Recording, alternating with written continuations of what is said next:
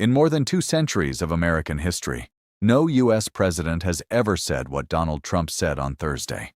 Not during the Cold War, not during the Gulf War, not after 9/11, not during any of the most tense and dangerous moments in modern international history. Donald Trump, the President of the United States, told the world that he should be involved in choosing Iran's next supreme leader, the religious and political figure who rules over 90 million people, the head of the Islamic Republic. The position held for decades by Ayatollah Ali Khamenei, who was killed in the opening strikes of the U.S.-Israeli war on Iran just days ago. Trump looked at that power vacuum, at that moment of chaos and grief inside one of America's oldest adversaries, and said, "I need to be part of who fills it." The reaction around the world was immediate. To understand Trump's stunning statement, we need to understand the war that made it possible. Just days ago, the United States and Israel launched a massive, coordinated military campaign against Iran. The strikes were described as targeting Iran's military capabilities, its leadership, and its nuclear program. The opening strikes were devastating. Iran's supreme leader, Ayatollah Ali Khamenei, who had led the Islamic Republic for over 3 decades, was killed. It was a seismic moment. The death of a supreme leader in the middle of a military conflict has no modern precedent. But rather than ending there, the war kept escalating. Every day since, the conflict has expanded, pulling in more countries, hitting more targets, disrupting more lives. The war has now directly affected at least 14 countries across the Middle East and beyond. Iran has launched waves of retaliatory attacks, targeting Israel, U.S. military bases, and countries throughout the region. Gulf states have come under fire. The UAE, Qatar, Saudi Arabia, Bahrain. Azerbaijan has accused Iran of drone attacks on its territory.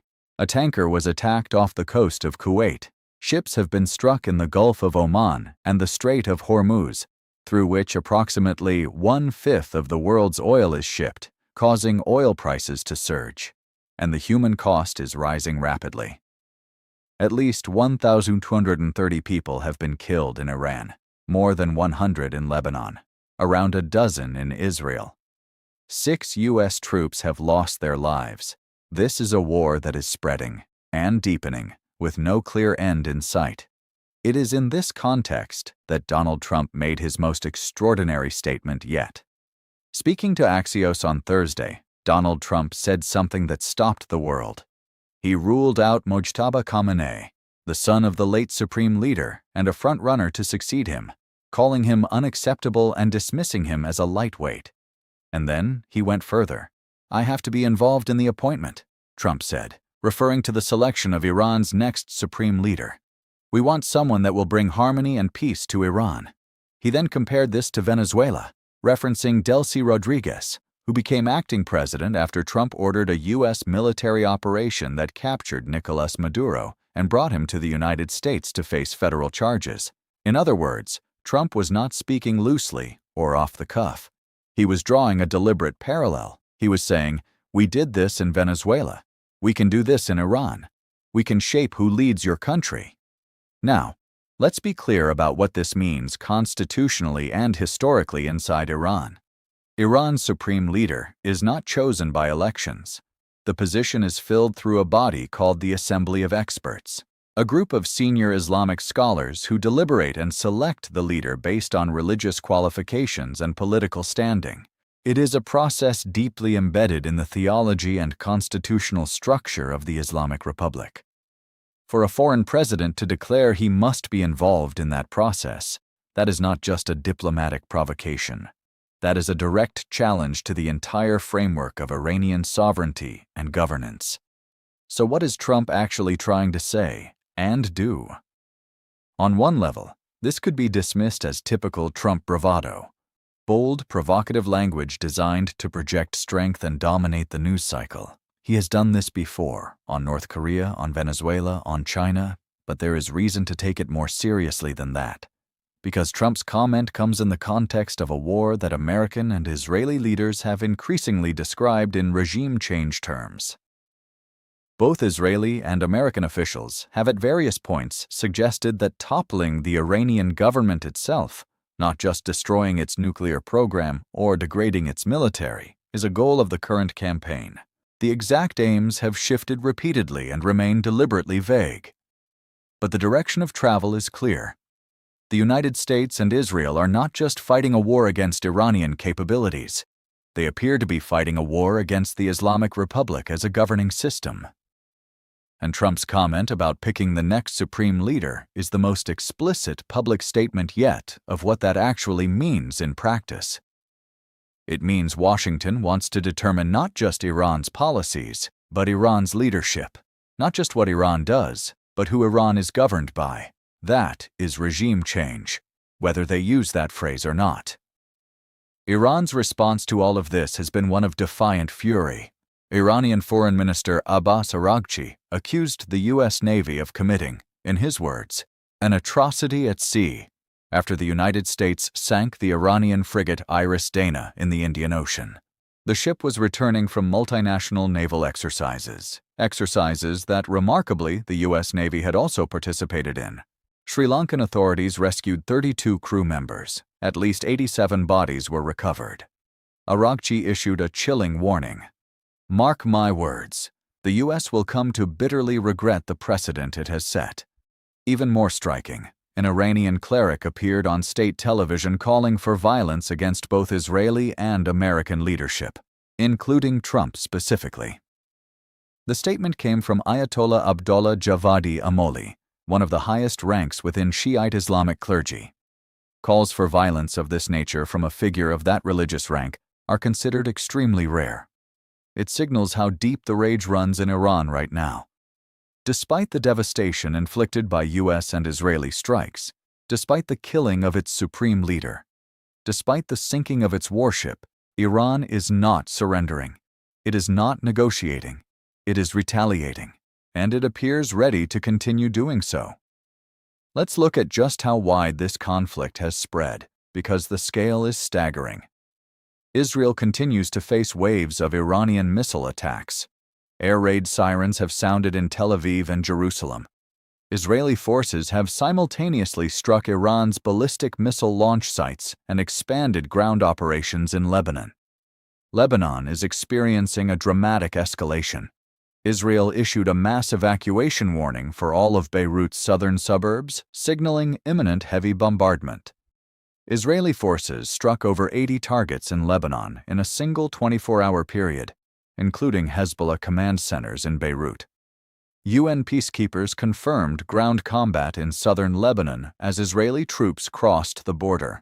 United Arab Emirates, a U.S. partner and one of the most stable Gulf states, reported a drone shot down near the Al Dhafra air base, which hosts American military forces.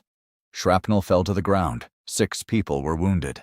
Qatar, home to the massive Al Udeid air base, the largest U.S. military installation in the Middle East, evacuated residents near the U.S. Embassy in Doha and later reported a missile attack on the city itself. Saudi Arabia destroyed a drone in its province bordering Jordan. Bahrain reported that an Iranian missile struck a state-run oil refinery, starting a fire that was eventually extinguished. Bahrain's military says it has intercepted 75 Iranian ballistic missiles and 124 drones since the war began. Azerbaijan, a country that does not even share a direct border with Iran proper, separated by Armenia, accused Iran of drone attacks near an airport and a school. 4 airport workers were wounded. The Azerbaijani president ordered retaliatory measures. Kuwait saw a tanker apparently attacked in its coastal waters. Sri Lanka found itself in the middle of this conflict after the Iranian warship was sunk in nearby Indian Ocean waters. This is a war that has broken out of the Middle East. It is touching Central Asia, South Asia, the Indian Ocean, and the question is, where does it stop? Alongside the human cost, the economic consequences are accelerating. Oil prices have soared since the war began. The reason is geography.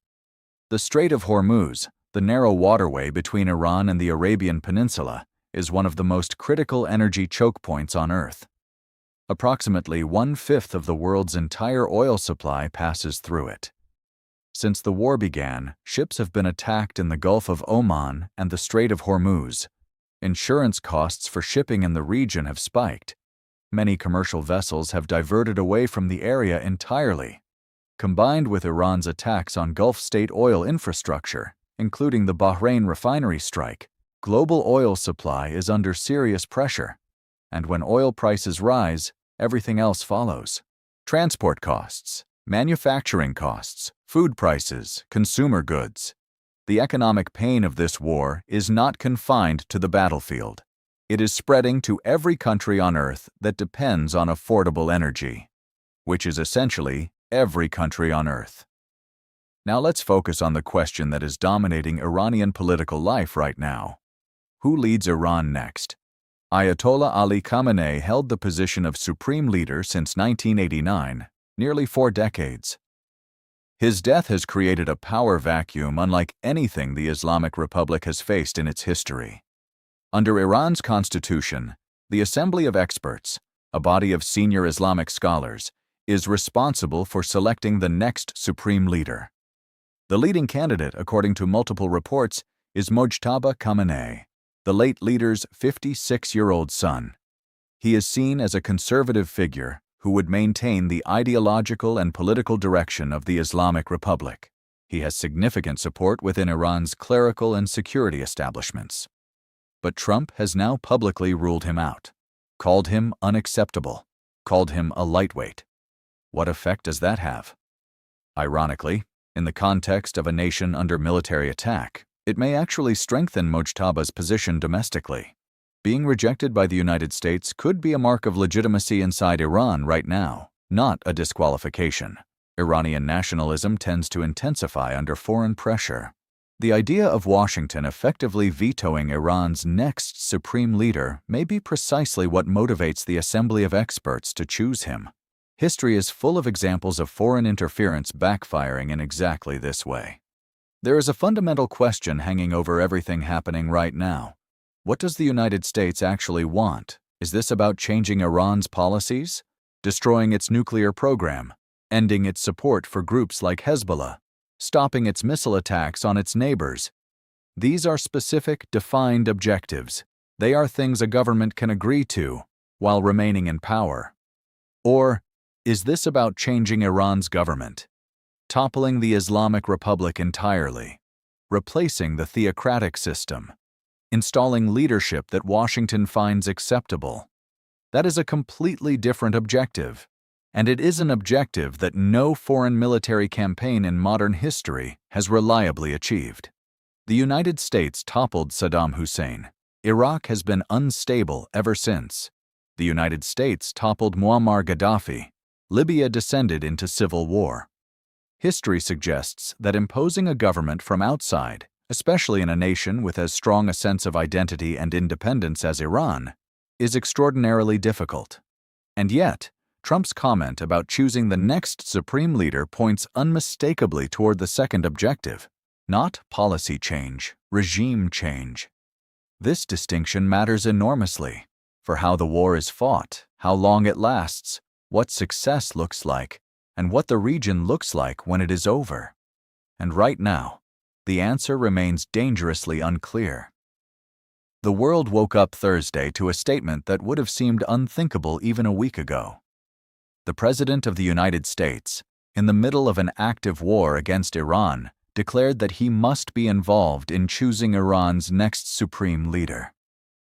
It is a statement that crosses lines most world leaders would not even approach.